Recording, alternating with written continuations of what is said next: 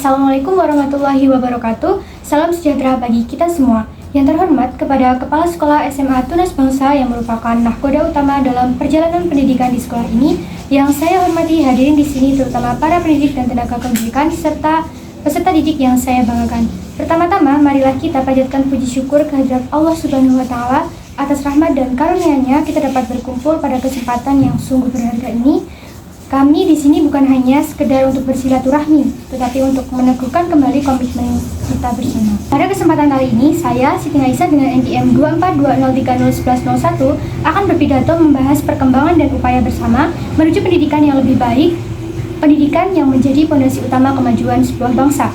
Hadirin yang saya hormati, jika sebuah bangunan besar memerlukan fondasi yang kuat, maka sebuah bangsa yang besar dan bermartabat membutuhkan fondasi yang kokoh, yaitu pendidikan.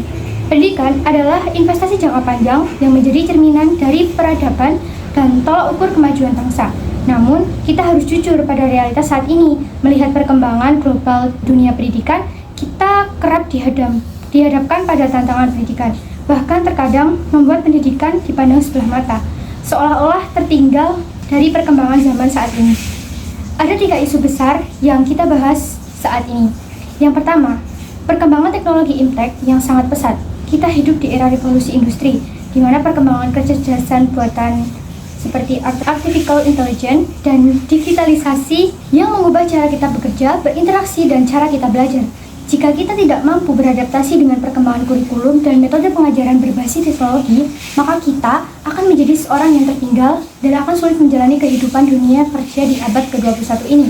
Yang kedua, kesenjangan akses dan kualitas pendidikan. Kita tidak boleh menutup mata bahwa ketimpangan pendidikan di Indonesia masih sering terjadi. Ada anak-anak di kota besar yang belajar menggunakan alat-alat canggih dengan koneksi internet yang stabil, sementara anak-anak di sudut Nusantara banyak berjuang melintasi sungai dan menempuh jarak yang jauh untuk mendapatkan ilmu.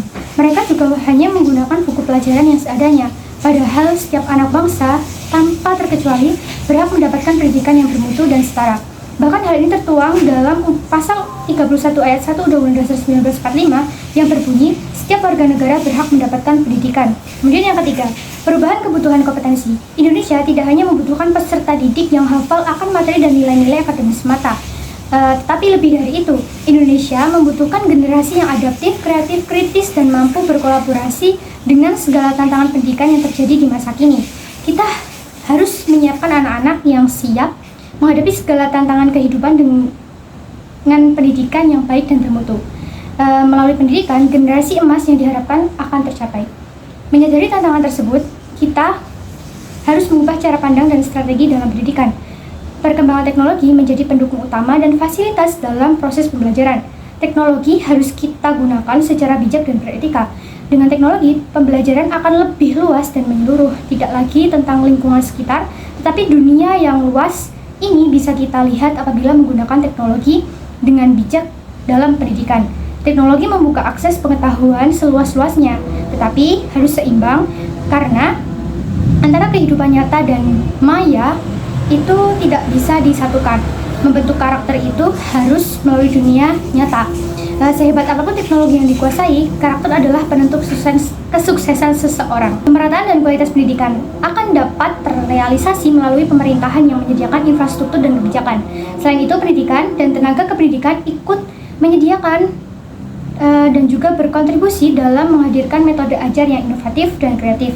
Kemudian, orang tua sebagai madrasah pertama bagi seorang anak harus memperhatikan perkembangan akademik dan non-akademik anak, serta masyarakat menjadi pendukung segala metode pengajaran yang ada di sekolah. Kita harus bergerak sebagai satu kesatuan, yaitu dengan guru yang harus berani berinovasi, kepala sekolah yang berani memimpin perubahan, orang tua dan juga masyarakat harus menjadi sosok pendukung yang aktif untuk pendidikan di sekolah. Kita juga perlu menginovasi kurikulum dan metode pembelajaran. Kita perlu menggeser dari metode menghafal mengulang menjadi berpikir dan menciptakan. Mari kita fokus menumbuhkan kompetensi yang relevan dengan masa depan dengan membentuk karakter dan jiwa yang tangguh. Metode pembelajaran yang baik yaitu mampu menumbuhkan rasa ingin tahu, mendorong siswa untuk bertanya mengapa dan bagaimana, berikan bekal kepada mereka kemampuan memecahkan masalah problem solving agar mereka tidak hanya menjadi penonton, melainkan menjadi peran utama yang mampu menghadapi tantangan pendidikan di kehidupan yang terus berkembang ini. Hadirin yang saya hormati, Bapak, Ibu guru, dan siswa-siswa sekalian, menuju pendidikan yang lebih baik bukanlah hal yang mudah dan instan. Hal ini adalah sebuah perjalanan yang panjang dengan tekad yang sungguh-sungguh dan kontribusi yang konsisten dari setiap individu yang terlibat. Mungkin kita akan menemukan kegagalan, tetapi kehidupan mengajarkan kita untuk berani melangkah, mencoba, dan berjuang. Ketika kita melihat ke belakang, semua pencapaian yang kita nikmati hari ini adalah buah dari keberanian yang kita tanamkan dalam diri kita sendiri. Melalui pendidikan, kita menjadi sadar betapa besar dampak yang bisa kita berikan bagi masa depan bangsa. Pendidikan mengajarkan kita untuk terus belajar dan haus akan ilmu pengetahuan. Melalui pendidikan, kita juga dapat menemukan potensi tersembunyi. Mari kita tanamkan dalam hati sebuah filosofi sederhana dan abadi bahwa tiada kata selesai dalam mencari ilmu. Ilmu pengetahuan adalah cahaya yang tak pernah padam. Selama kita masih bernafas, selama bangsa masih berdiri, dan kewajiban kita sebagai warga negara yang patuh selalu tanamkan untuk mencari ilmu, beradaptasi, dan berjuang memajukan pendidikan yang lebih baik lagi, dimulai dari diri kita sendiri. Demikian pidato yang dapat saya sampaikan pada kesempatan yang berharga ini. Terima kasih yang tak terhingga atas perhatian hadirin. Mohon maaf atas segala hilaf perkataan dan perbuatan yang kurang berkenan di hati hadirin.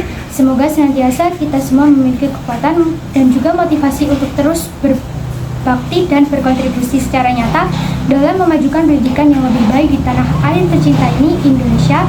Pesan saya, mari kita tanamkan dalam hati kita sebuah filosofi sederhana dan abadi bahwa tiada kata selesai dalam mencari ilmu. Wassalamualaikum warahmatullahi wabarakatuh.